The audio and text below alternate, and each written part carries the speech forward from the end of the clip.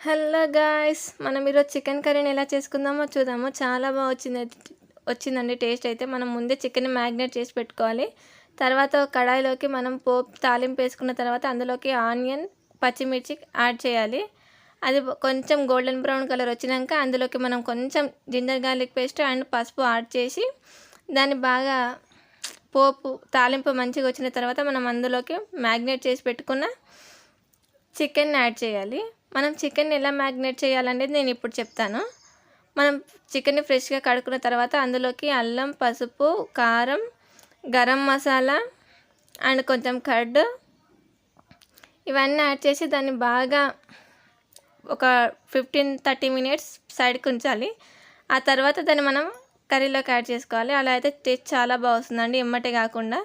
ఇప్పుడు ఆ చికెన్ మనం కొంచెం ఉడికినాక వాటర్ పైకి తేలుతుంది అన్నప్పుడు మనం అందులోకి చికెన్ వాటర్ మొత్తం మనకు పైకి వాటర్ లాగా వస్తుందండి. అప్పుడు మనం అందులోకి టమాటోస్ యాడ్ చేసుకోవాలి. టమాటోస్ కూడా బాగా ఉడికింది అన్నప్పుడు మనం ముక్కకి టమాటోస్ కర్రీలో మంచిగా మిక్స్ అయిపోవాలండి. అప్పుడు మనం అందులోకి మళ్ళీ కొంచెం గరం మసాలా యాడ్ చేసుకోవాలండి. అప్పుడు ముక్కకి అనేది బాగా పడుతుంది. ఆ గరం మసాలా యాడ్ చేసుకొని బాగా కలిపి మనం ఒక 5-10 మినిట్స్ మళ్ళీ సిమ్లో నార్మల్ ఫ్లేమ్లో ఉడకనివ్వాలండి. అలా ఉడికిందంటే మనకు పీసెస్కి చాలా బాగా పడుతుందండి. అంటే కారం అలా కూడా తెలియదు మనకు, చాలా బాగుంటుంది. అది ఉడికి మళ్ళీ మనకు వాటర్ పైకి తేలుతుంది అన్నప్పుడు మనం వాటర్ కావాలంటే కొంచెం యాడ్ చేసుకోవాలండి గ్రేవీ కోసము.